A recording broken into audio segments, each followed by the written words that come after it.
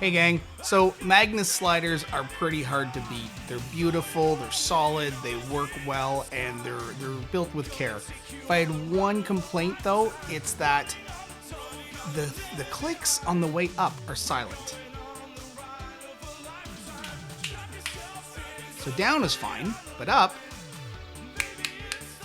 is quiet. So I was talking to a friend of mine, Zach Butcher from the Fidget Nerd, and he mentioned a fix that turns the sliders into what he calls a rattle. But what I also like about it is that it adds those 3 magical clicks on the up push. So we're gonna take this apart and I'm gonna show you really quickly how to modify your Magnus slider to turn it into a rattler, but also just to sort of add the extra clicks back in. Let's go.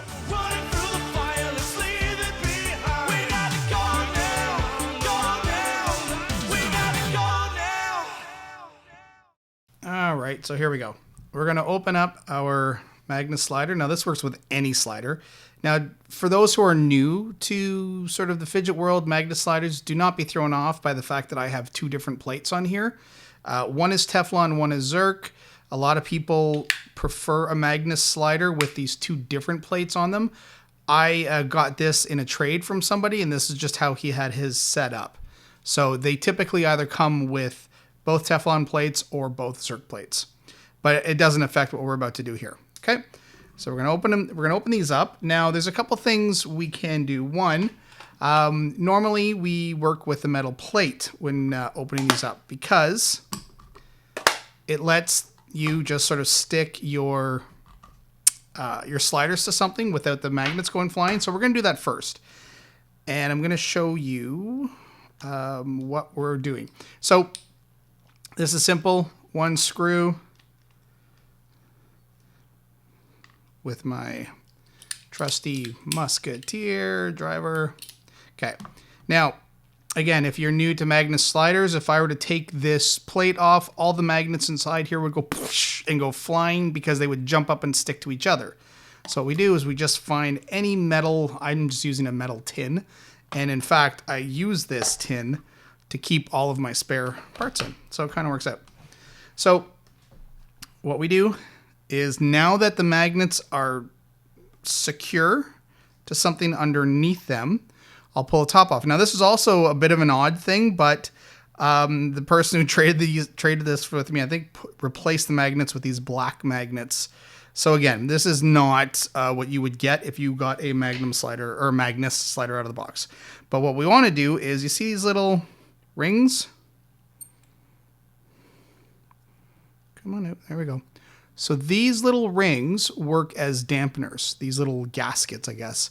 And what they do is they sit over top of the magnet and they prevent the magnet from jumping up, right? When the magnets kind of come across this other half with its other magnets, everything sort of sticks. And if you don't have these little gaskets in here, the magnets pop up a tiny bit and they hit against the plate.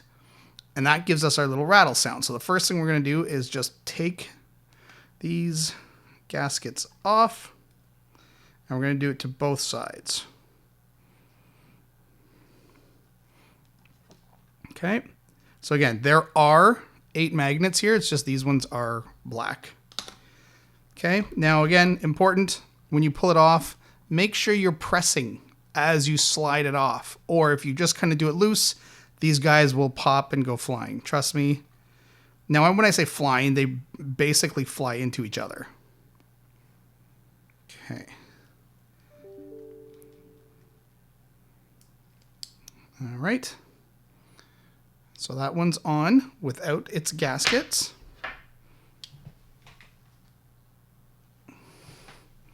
And now this one has 3 screws, but again, it's the same principle. And remember, when you are, again, these are for the new people or new to Magnus. When opening this, make sure to pinch the lid. We want to pinch the plates closed.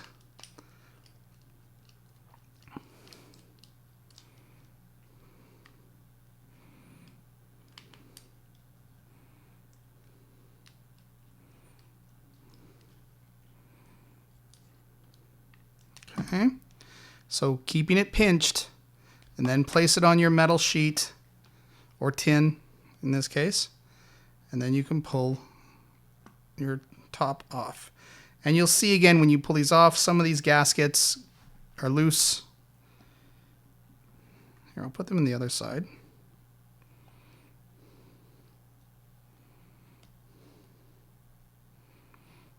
Now I'm going to show you something while I'm doing this, because putting the gaskets back in, I'm calling them gaskets. I guess they're gaskets. We're going to call them rings. Let's just call them rings. So, okay. Right now, no rings, okay? So again, these magnets are now loose inside the same way these are. And I mean loose, like they're loose literally by that width, right? Which is, who knows, ridiculously small. Now, let's say, actually, you know what? First, okay, let's not skip ahead. We're going to put this together. And I'm going to get these ideas in the middle of recording, and then I think, oh, you know what, I should mention this part, which then kind of causes me to jump off of my own sort of script. So we're going to put this together first, and then I'm going to show you the easiest way to put those gaskets back in, because they do kind of a funny thing when you try to put them back.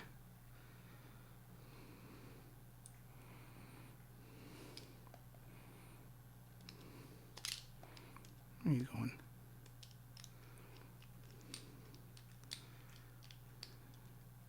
Okay, so now that we have both our plates together, okay, so the magic part now is we get, where's the camera? We get a click on the up. You hear that? Because now the magnets are moving around inside. So that's what we didn't have before, was that up click.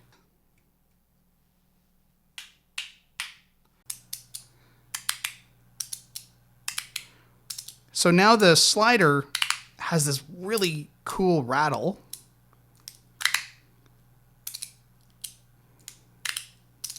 All right.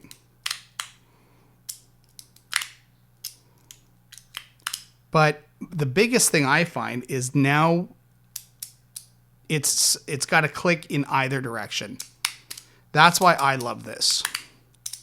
So thank you, Zach from Fidget Nerd, for pointing that out. Okay. And even just sort of moving it around, you get this rattly, kind of cool, crunchy, almost like Rice Krispies. Okay, so let's go back to, so that's sort of like, that's how you get that magic click. Now let's say you want to put the gaskets back on. I'm going to use this one because there's only one screw to deal with, so I'll use this plate. Okay. First thing we do, attach it to a piece of metal, or the magnets will go crazy. Now, here's the trick. So let's say I wanted to do what you would normally think of doing, which is just popping the gaskets in.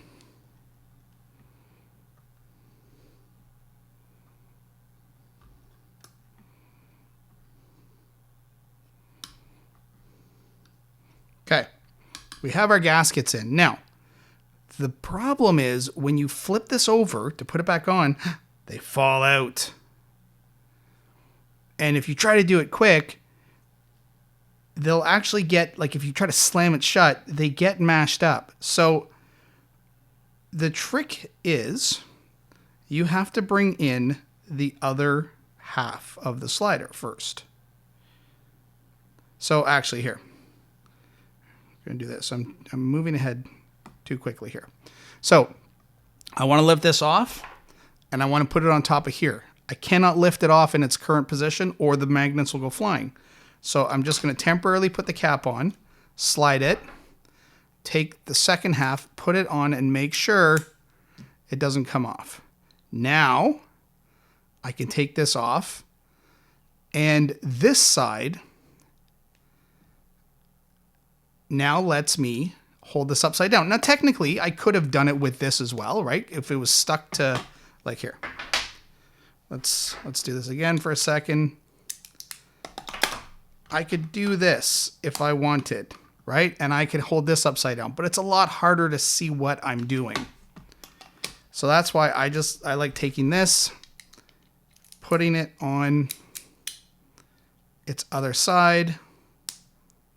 Okay, so now I have the top half, or one half. I have the magnet part of the other half, and then the hollow case. So then what I do is I put the gaskets into the case. Get into the holes. This is like the longest part. But I will not sing, don't worry.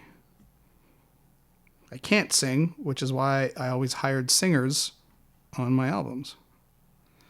Okay, so now that I have the gaskets in, what I do is I turn this over this way and then I put it in. So now everything lines up perfectly.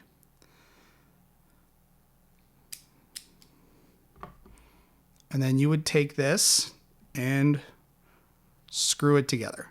Now, I don't want to because I want to keep the gaskets out, but that's just to show you how you would go about putting the gaskets back in. Seriously, it's the easiest way to do it, is just using this. It's just easier to manipulate than using a piece of metal when you have to flip it over and then put the plate on upside down. But now that we're not doing that, I can bring the metal case back, the tin case. And I've got 3 in here. And I've got my bag. Oh, there's one more. So let's get this back together first. Another one. Any more? That's it? Okay. All right. Remember, never lift, slide. Slide so that you can pinch.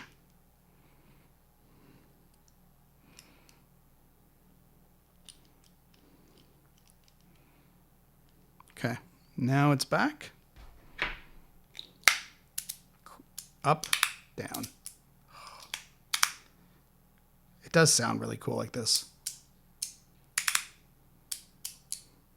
Instead of the silent move, I really love that sound.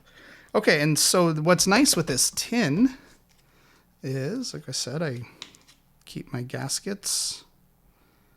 I always keep everything in separate plastic baggies, as I'm sure a lot of people do.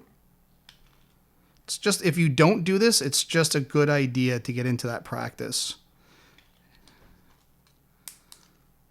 And then the same tin I use is also storage. And you can see I will even write labels for things, for little parts. So these little baggies are awesome. So I've got all kinds of spare stuff in here, you know. And it's nice to have everything in one place. I even have like my extra Gao cube plates on there. And that's it. And this is a tin. I don't even remember where I got this from, but okay. So that's it, guys. Little up click. If you haven't done this yet, try it, seriously, because it gives you one more dimension of play with this in terms of sound. Okay, thanks for watching. Hope this helped.